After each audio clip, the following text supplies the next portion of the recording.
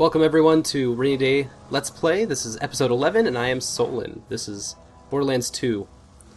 So our last episode we recapped what we were doing and are going ahead with a couple quests in Ellie's backyard.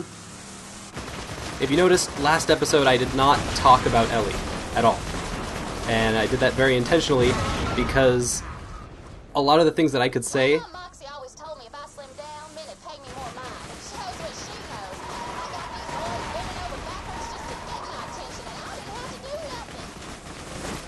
So she's a very prominent character in the game, and anything that I could say about her... Reminds me why I came out here in the first place. Lived in Sanctuary for a while, but Moxie kept hassling me about working for her, putting on makeup, losing weight. I just got sick of her nagging and came out here to make it on my own. That, and I was worried Scooter might have a crush on me. What?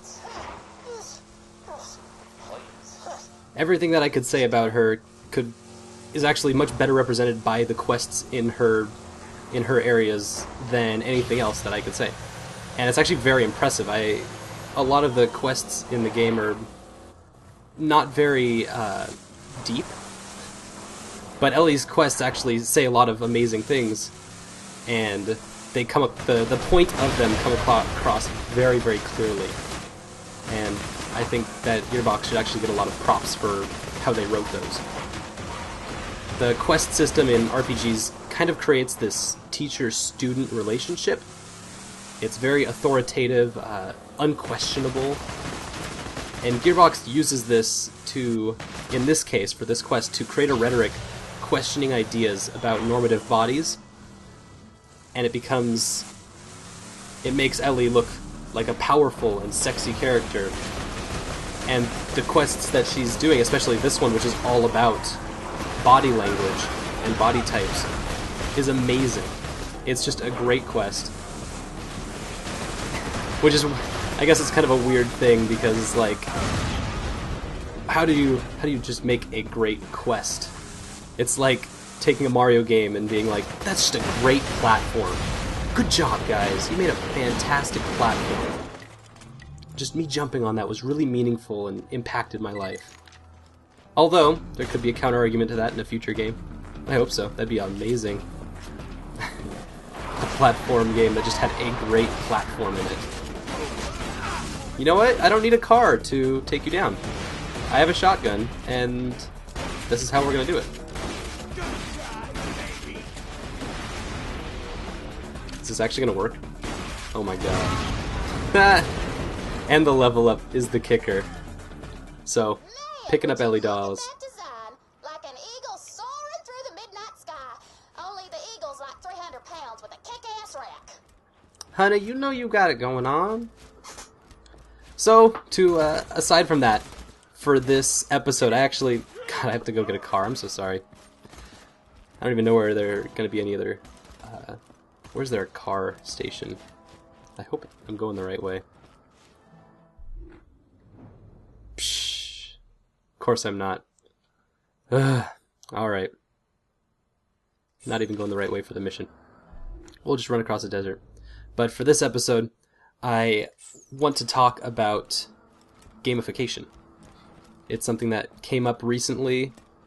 I went to a summit that was entirely about gamification. And it was a very, very weird place for me as a game critic and a game designer. And I wrote up a rant about it. If you don't know anything about gamification, hopefully this can clear up ideas. Or if you just know a little bit about it, this is something that I wrote that's kind of inside the mind of a game designer being in a business and law building and wearing nice clothing, and yes, it was interesting. So, this is titled, How I Gave Up the Fight Against Gamification. As a game designer, gamification is a hideous and ugly word. It's a bastardized business practice that advertises under the hip and trendy flag of games, and then brutally abuses that flag by not actually gamifying anything. The original idea, penned by the inspiring Jane McGonigal, started innocently enough by trying to gamify life, which means to apply challenges to the things one does normally in life, to A, make life more fun, or B, hopefully to better oneself. She does this through... Looks like the car of a psycho murderer. I'm digging it. Get back to the bloodshot dam and try honking your way in again. She does this through alternate reality games, such as World Without Oil or Super Better. These are Jane McGonigal's games. As business people grabbed on to the buzzword, it left the confines of McGonigal's inspirings and transformed into this hideous beast of pragmatism.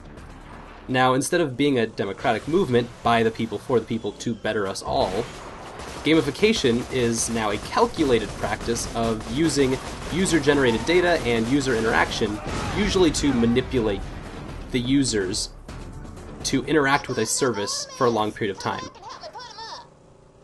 The most egregious form of this is sites that give you achievements after you sign up. They make you do their work for them by doing things you wouldn't normally do for a trophy or some sort of gratification. Ian Bogost gives these practices and many forms of gamification the title exploitationware. This is a politically charged statement in the tech world, but it clearly shows how little to nothing is being gamified, This place is gonna look badass once they're up. and how much of it is just manipulation and a bastardization of the idea of fun, because a lot of the things that you do are not actually fun. Obviously, there's a language gap. Words are being used that don't make much sense. That one's my favorite. But they've gained so much momentum as a movement that they can't be stopped.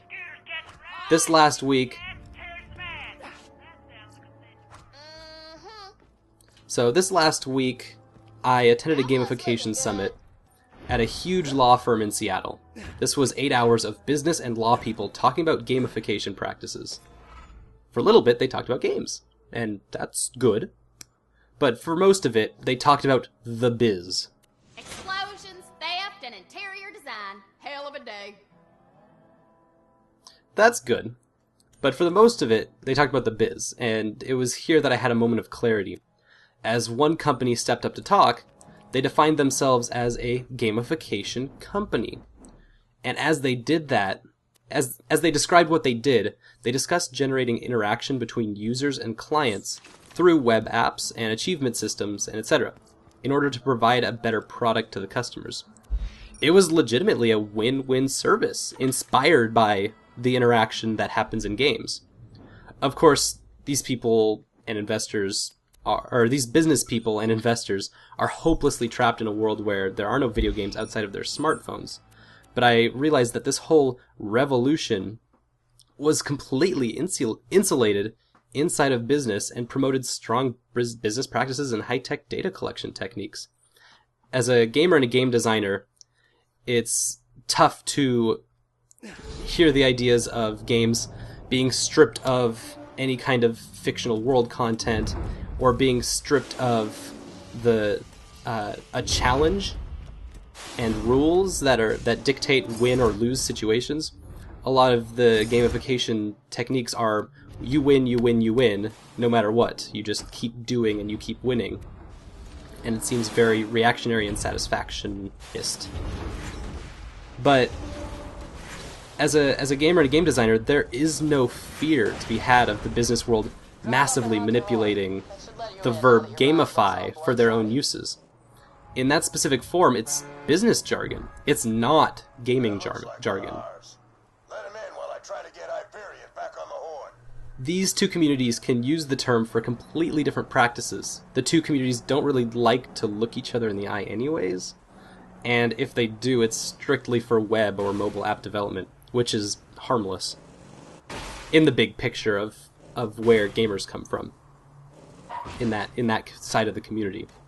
When I looked around the room, I realized that many of these people were completely content 8 years ago, passing time by playing solitaire on a Palm Pilot, while I played Pokemon on a Game Boy Advance. On the sides of their, as they leered eyes,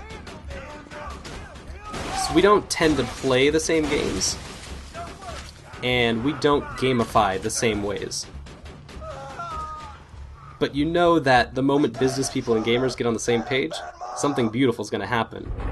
And I'm thinking that the next business generation, when gamers take over everything, that's probably going to happen.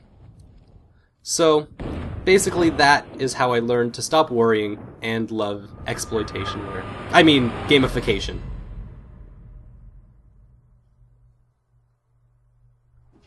Perfect timing. Thanks for letting me go on my rant on gamification. I know it had nothing to do with Borderlands, but there are definitely points of our modern RPG mechanics that we get in Borderlands that, to an extent, just are glorified practices where it's just making the player happy, like through achievements that don't necessarily mean anything. Not literal achievement systems, because there's a lot of benefit to be had in the fiction of the game through an achievement system, but just little things like the weapon pickup system, ups and down arrows, the slow growth that you get over time. It's a bigger critique in a gaming section. It doesn't really have much to do with the business field of gamification, but it's something that has overlap and I think is really important. So that guy went down actually pretty easily. I thought this episode would be a lot longer, but thanks for chatting about Ellie and let me go off on gamification. If you have any questions or comments about it, I'd love to hear it. We'll slow walk the bridge. And if you are looking for the transcript of what I read, please comment. I can give it to you right away, no problem. Thanks for hanging out, and have another nice rainy day.